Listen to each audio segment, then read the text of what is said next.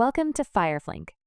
In this video, the user will learn how to handle elements efficiently in FireFlink using the element reference feature, along with managing dynamic values for multiple elements. This capability is especially helpful when dealing with multiple similar elements on a page, ensuring better control and accuracy during automation execution. Within FireFlink, elements can be handled in two efficient ways, using element reference and by assigning dynamic values. This makes it easier to manage situations where there are multiple similar elements, or when one element changes dynamically each time. To understand this better, let's walk through an example on the ShopperStack application. Suppose an order has been placed, and now the user wants to download the invoice for that order.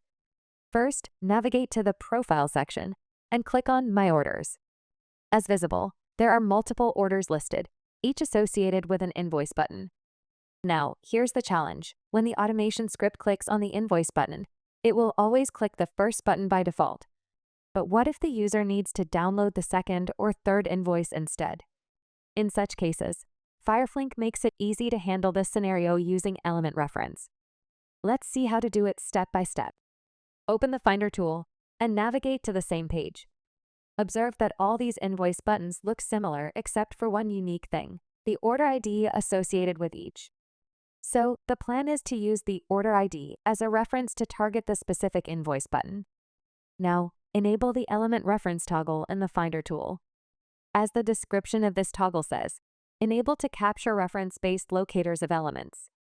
First, click on the parent element, and then on the desired child element within that parent.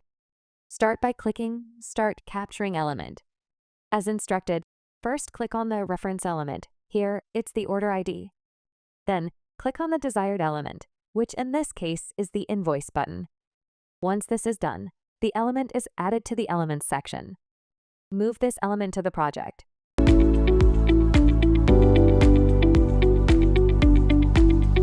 Next, add a step to click on the invoice button for that specific order ID.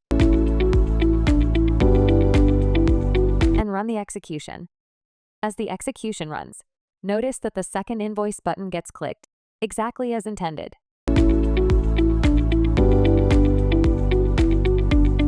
Now, let's address another situation.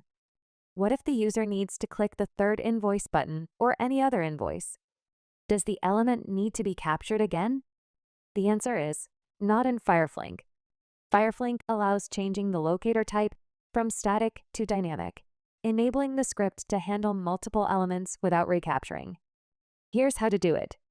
Open the step and click on Edit Element. Look at the locator carefully.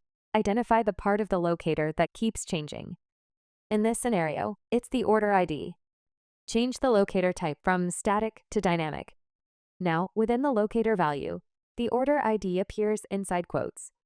Remove the existing order ID and replace it with an opening curly brace.